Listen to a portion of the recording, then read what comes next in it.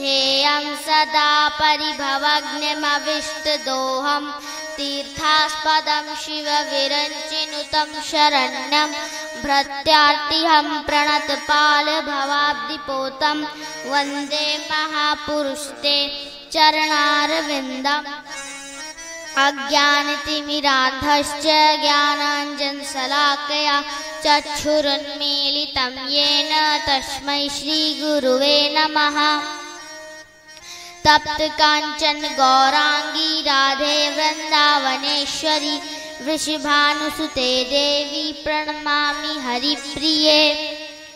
अपने अपने घरन की सबका हूँ को पीर, तुम्हें पीर सब घरन की धन्य धन्य रघुवीर। आइए 2 मिनट भगवान नाम संकीर्तन करते हैं। हरे राम राम राम हरे हरे, हरे कृष्णा कृष्णा कृष्णा हरे हरे। हरे राम राम राम हरे हरे, हरे कृष्णा कृष्णा कृष्णा हरे हरे। हरे राम राम राम हरे हरे, हरे कृष्णा कृष्णा कृष्णा हरे हरे। हरे राम राम राम हरे हरे, हरे कृष्णा कृष्णा कृष्णा हरे हरे। हरे राम राम राम हरे हरे, हरे राम राम हरे हरे। हरे कृष्णा कृष्णा कृष्णा हरे हरे। हरे कृष्णा कृष्णा कृष्णा हरे हरे। हरे राम राम हरे हरे, हरे राम राम हरे हरे। हरे राम राम हरे हरे, हरे कृष्णा कृष्णा कृष्णा हरे हरे।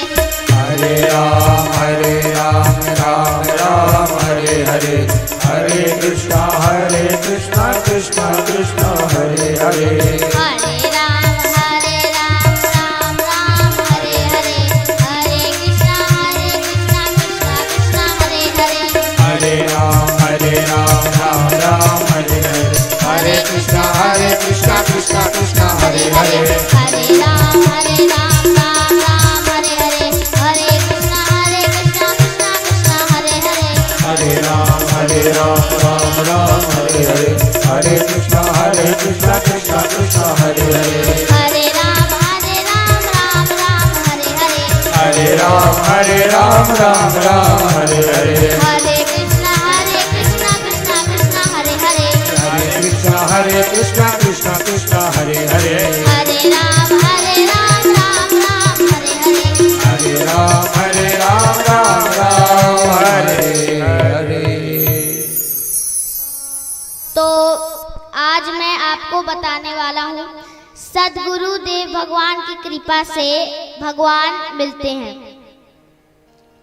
जीवन में किसी भी सबको गुरु मंत्र लेना चाहिए। जो भगवान हैं उन्होंने इस संसार में कुछ खिलौने छोड़ दिए हैं जिसको हम इतना खेलने लगे हैं कि भगवान के बारे में ध्यान ही नहीं रखते। कौन कौन से खिलौने?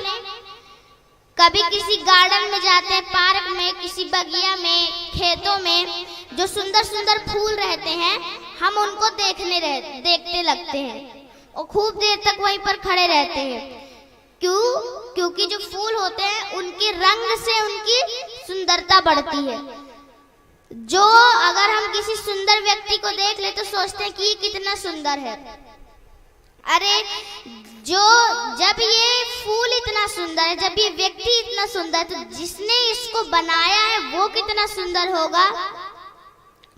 जो फूल है वो इतना सुंदर है, लेकिन उस फूल को बनाया किसने? भगवान ने। तो भगवान कितने सुंदर होंगे। सुंदर व्यक्ति है तो वो तो सुंदर है, लेकिन उसको बनाया किसने? भगवान ने। तो वो कितने सुंदर होंगे।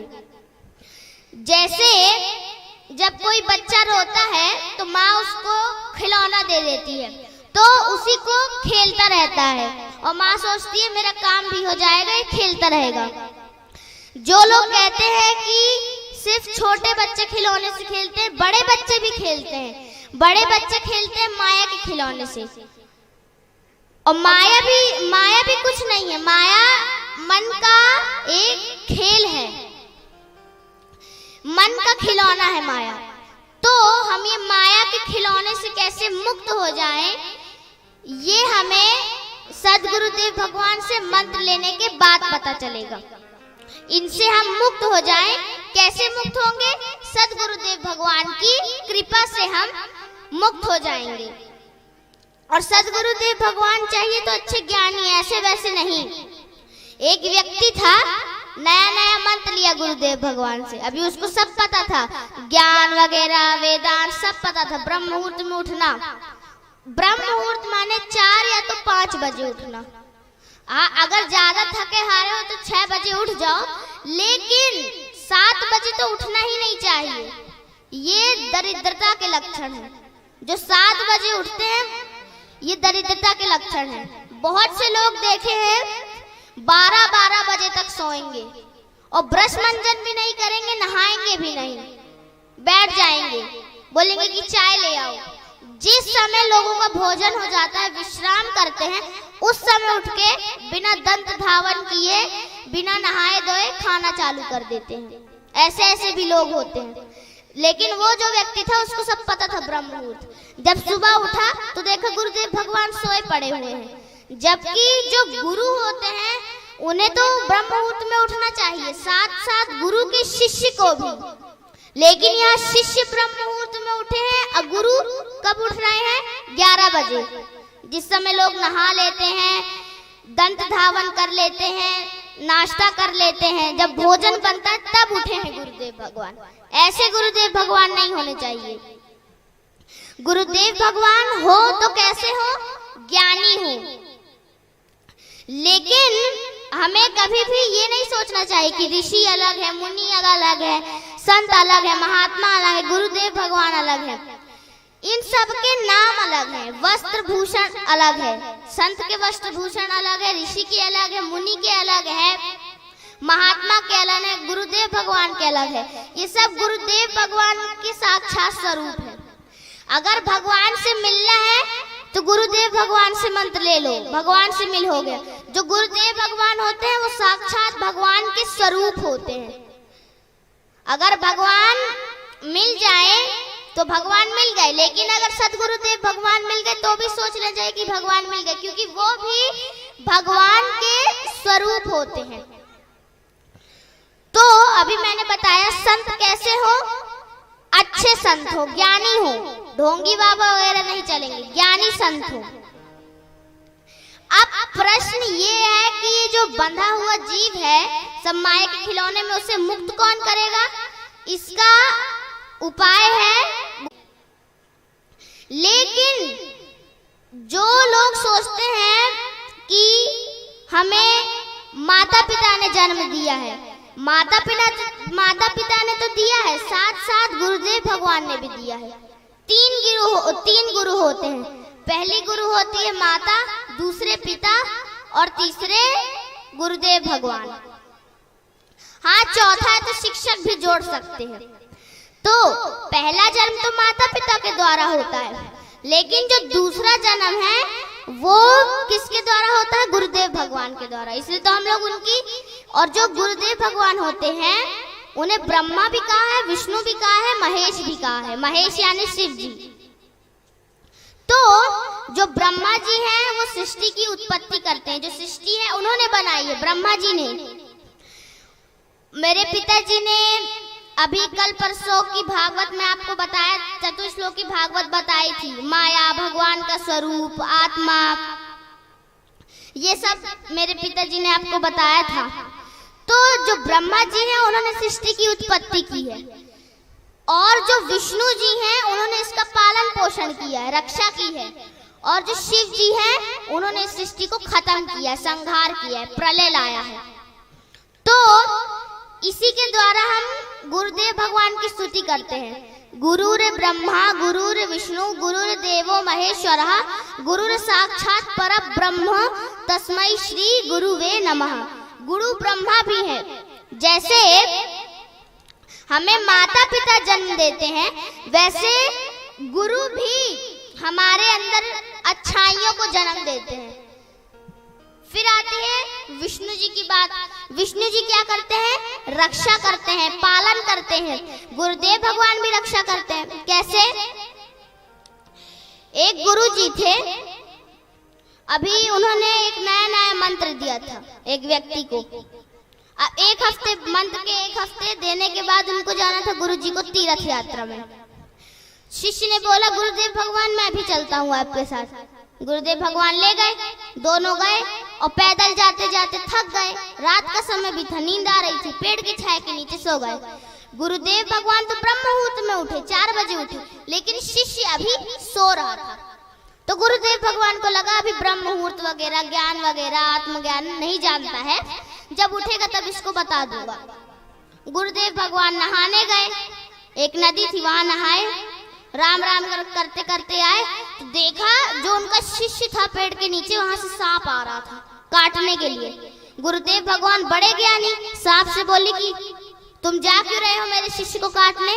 अभी तो उसने नया मंत्र लिया है, उसे ब्रह्म मुहूर्त नहीं पता, आत्मज्ञान नहीं पता, और जिसे आत्मज्ञान पता नहीं होता उसे मोक्ष की प्राप्ति नहीं होती। मोक्ष की प्राप्ति मतलब दोबारा मनुष्य जन्म लेना। जो मनुष्य जन्म होता है वो देव दुर्लभ होता है। देवता तक तरसते हैं मनुष्य बनने के लिए, लेकिन आजकल के मनुष्य क्या है? पाप करने लगे हैं। लेकिन जो मनुष्य है वो देव दुर्लभ है। भक्तमाल जो नाभादास जी ने लिखी है भक्तमाल, उसमें बताया गया है भगवान के 24 अवतारों में से मनुष्य अवतार चल रहा है। हम लोग मनुष्य अवतार के अंतर्गत आते हैं। तो जो गुरुदेव भगवान थे उन्होंने सांप से बोला कि तुम मेरे शिष्य को काटने क्यों जा रहे हो? उसे ब्रह्म मुहूर्त आत्मज्ञान वगैरह नहीं पता है, और जिसे आत्मज्ञान ब्रह्म मुहूर्त वगैरह ये सब पता नहीं होता उसका दोबारा मोक्ष नहीं होता, वो किसी पशु पक्षी के रूप में आता है, मनुष्य बन के नहीं आता। सांप ने बोला कि इसने पिछले जन्म में मुझे डंडे से तड़पा तड़पा के मारा था, इसलिए मैं अपने अगले जन्म में इसे तड़पा तड़पा के मारना चाहता हूँ। तो जो गुरुदेव भगवान थे उन्होंने देखा कि सांप काटने ही जा रहा था, गुरुदेव भगवान ने बोल दी कि तुम मेरे शिष्य की नहीं मेरी जान ले लो। मतलब अपने शिष्य के लिए उन्होंने अपनी जान दांव पर लगा दी। सांप को भी दया आई कि कितने अच्छे गुरुदेव भगवान हैं, एक काम करता हूँ बदला पूरा करने से मेरा होगा क्या? इसकी मृत्यु होगी, मुझे पाप लगेगा, इसलिए मैं भी चलता हूँ। सांप भी वहां से चल गया। इस तरह गुरुदेव भगवान हमारी रक्षा करते हैं। फिर आता है शिव जी की बात, महेश जी की बात, जो प्रलय लाते हैं, संहार करते हैं इस धरती को। अभी कलयुग खत्म होगा तो कल्कि भगवान तो आएंगे, साथ साथ प्रलय भी होगा। शिव जी की 2 आंख नहीं है, 3 आंख है।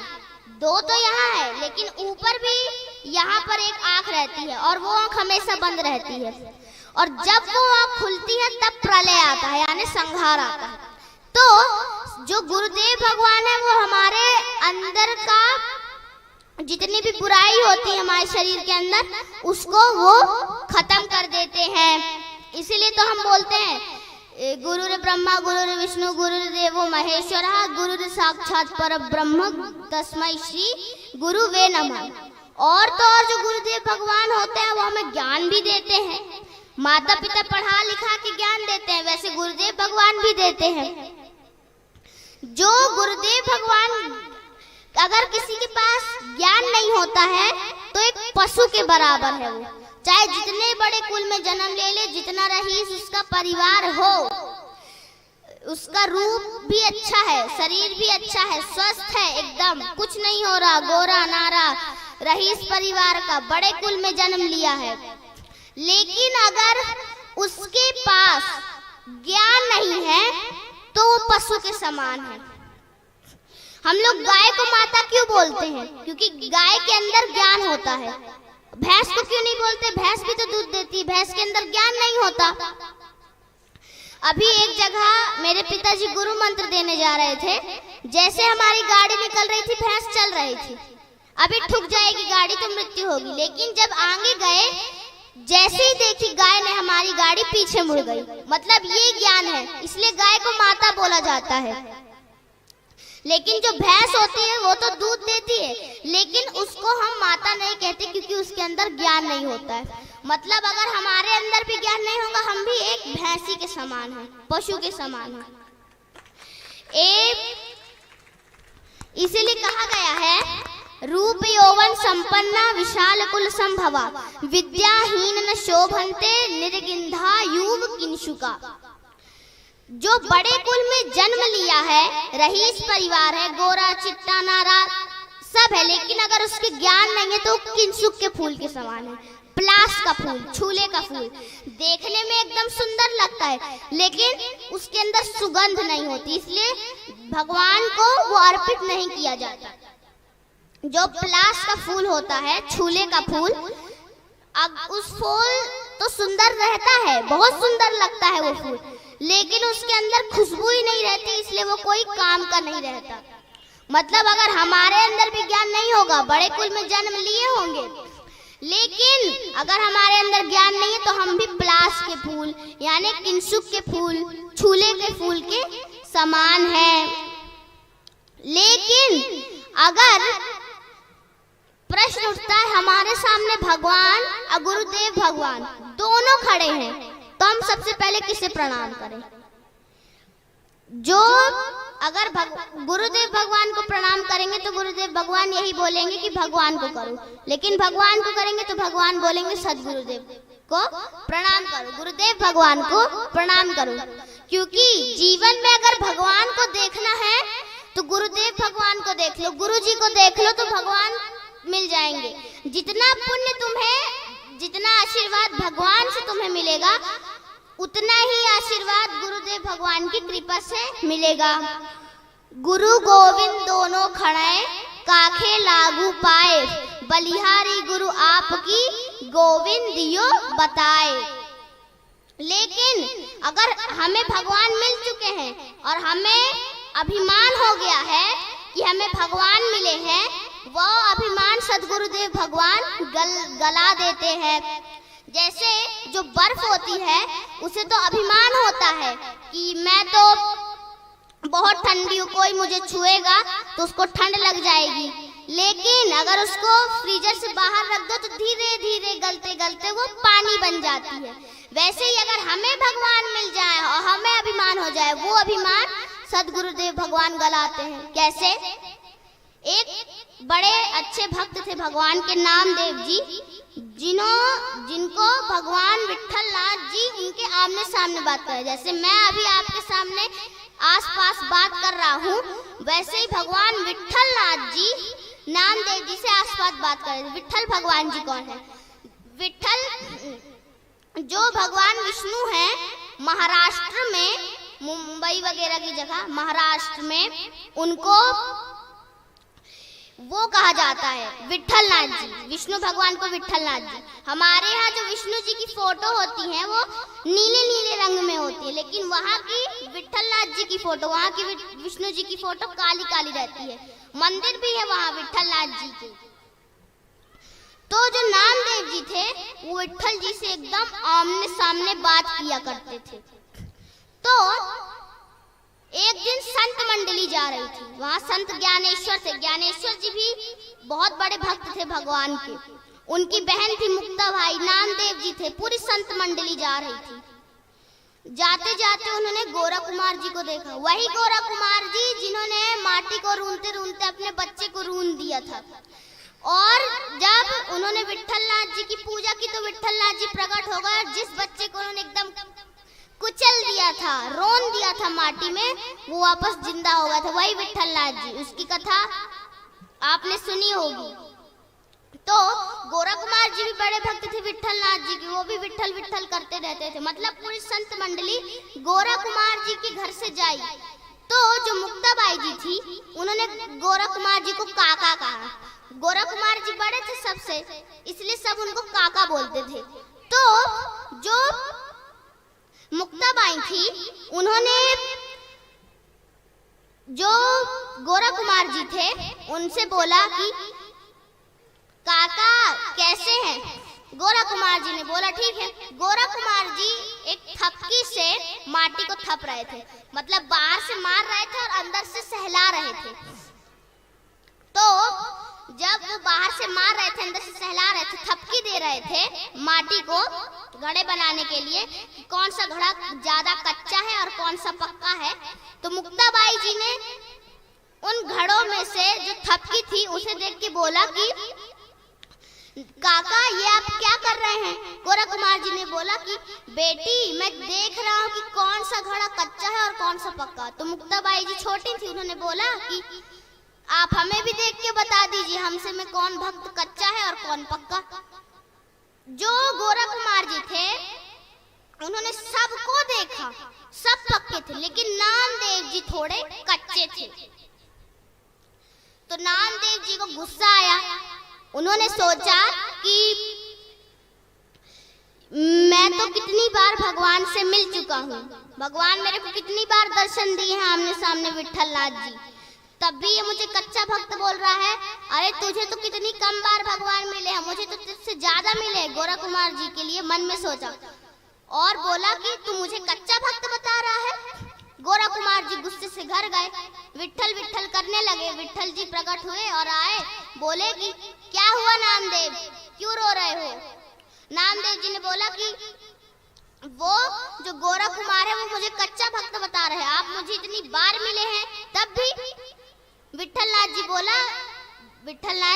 बोले कि तुम एक काम करो नामदेव, तुम एक मंदिर है जिसमें एक गुरुदेव भगवान है, विसोबा खेचर जी, उनके पास जाओ और उनसे गुरु मंत्र लो, तुम पक्के भक्त बन जाओगे। नामदेव जी ने बोला ठीक है, लेकिन इसमें कुछ ट्विस्ट करा गया, षड्यंत्र रचा गया। किसमें? 3 लोगों ने षड्यंत्र रचा नामदेव जी के अभिमान को गलाने के लिए। किसने? विट्ठल नाथ जी ने, विसोबा खेचर जी ने और शिव जी ने। तो जब नामदेव जी सुबह आराम से ब्रह्म मुहूर्त में उठ के दंत धावन करके नहा धो के अपना धोती कुर्ता पहन के जब गए विसोबा खेचर जी के पास, तो विसोबा खेचर जी लेटे थे और उनके पैर के पीछे शिवलिंग था। नामदेव जी मन में सोचे कि ये कैसा गुरु है, शिव जी को पैर मार रहा है। वो नामदेव जी के पास, नामदेव जी जो थे विसोबा खेचर जी के मंदिर के थोड़ा आगे गए, तो विसोबा खेचर जी ने बोला आओ नामा, वो उनको नामा कह के बोलते थे, आओ नामा बैठो। जो नामदेव जी थे उन्होंने दंडवत प्रणाम किया। दंडवत का मतलब पूरा लेट के प्रणाम करने को दंडवत बोलते हैं। दंडवत किया और बोला कि नामदेव जी ने विसोबा खेचर जी से कि आप कैसे गुरु हैं, आप शिव जी को पैर मार रहे हैं, शिवलिंग के पीछे पैर रख रहे हैं। जो विसोबा खेचर जी थे उन्होंने नामदेव जी से बोला कि अरे वो मैं अब बूढ़ा हो गया हूँ, मुझे कुछ समझ नहीं आता, तुम मेरा पैर किसी और दिशा में रख दो। उन्होंने किसी और दिशा में रखा, वहां शिवलिंग प्रकट, गोल गोल चक्कर घुमा के जिस भी दिशा में रखते शिवलिंग प्रकट होता। नामदेव जी समझ गए और उनके दंडवत प्रणाम करके बोले कि गुरुदेव भगवान, मैं जानता हूँ आप मेरे अभिमान को गलाना चाहते हैं। विसोबा खेचर जी ने बोला कि देखो नामा, ईश्वर सबके अंदर है, हमें कभी भी अपने ऊपर अभिमान नहीं करना चाहिए। अगर हम अपने ऊपर अभिमान करते रहेंगे तो किसी दिन ना अभिमान हमारा गल जाएगा। ईश्वर सब में है। और तो और जो संत होते हैं, गुरुदेव भगवान होते हैं, उन्होंने तो सब लोगों को भगवान से मिला दिया है। किसको? प्रहलाद जी को भगवान से मिलवाया, ध्रुव जी को। प्रहलाद जी को तो भगवान मिले थे, ध्रुव जी को भगवान मिले थे। तो गुरुदेव भगवान कौन थे? देव ऋषि नारद। नारद जी भी एक गुरु थे। उन्होंने प्रहलाद जी को भी शिक्षा दी और ध्रुव जी को भी दिया। चलिए हम भी एक भजन गुनगुनाते हैं। संतन के संग लाग रे, तेरी बिगड़ी बनेगी।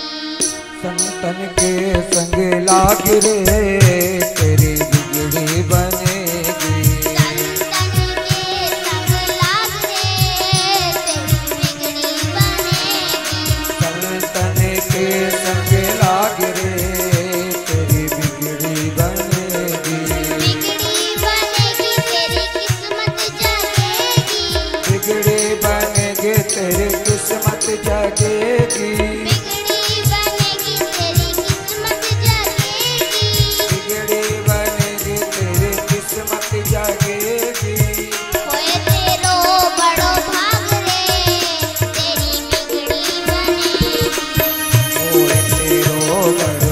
लाग रे तेरी बिगड़ी बनेगी।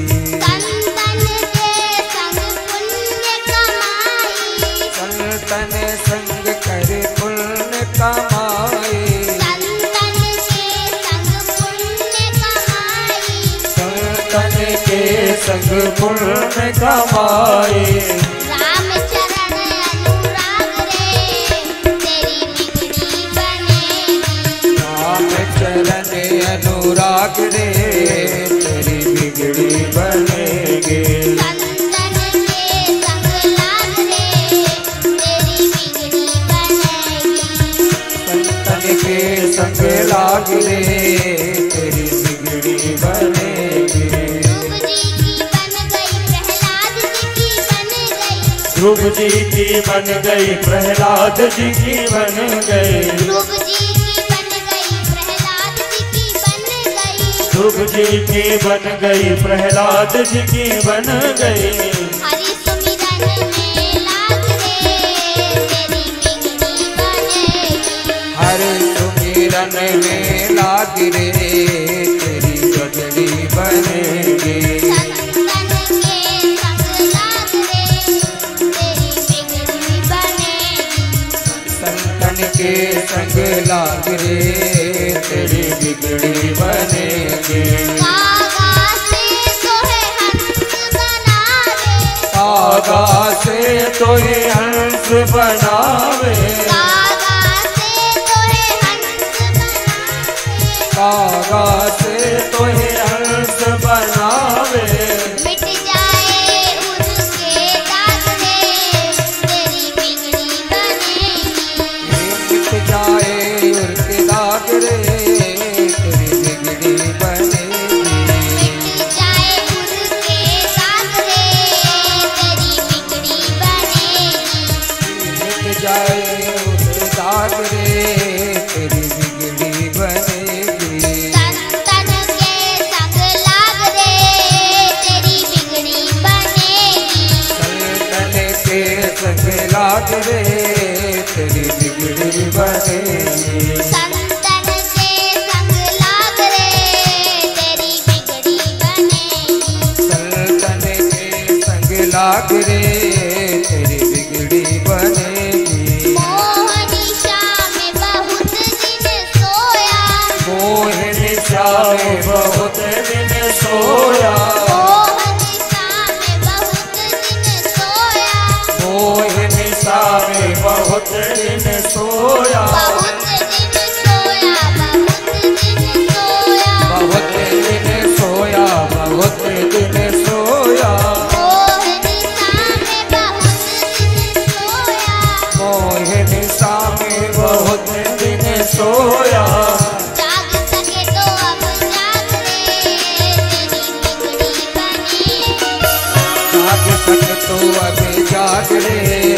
तेरी बिगड़ी बनेगी। संतन के संग लाग रे तेरी बिगड़ी बनेगी। संतन के संग लाग रे तेरी बिगड़ी बनेगी।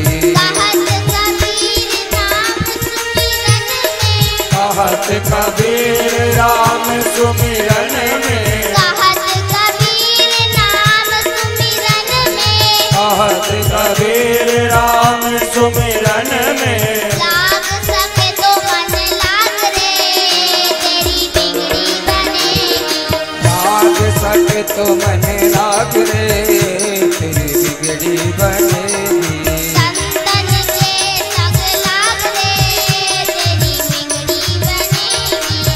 संतन के संग लाग रे तेरी बिगड़ी बनेगी। बिगड़ी बनेगी तेरी किस्मत जगेगी। बिगड़ी बनेगी तेरी किस्मत जगेगी। होए तेरो बड़ो भाग रे तेरी बिगड़ी बनेगी। होए तेरो बड़ो भाग रे तेरी बिगड़ी बनेगी।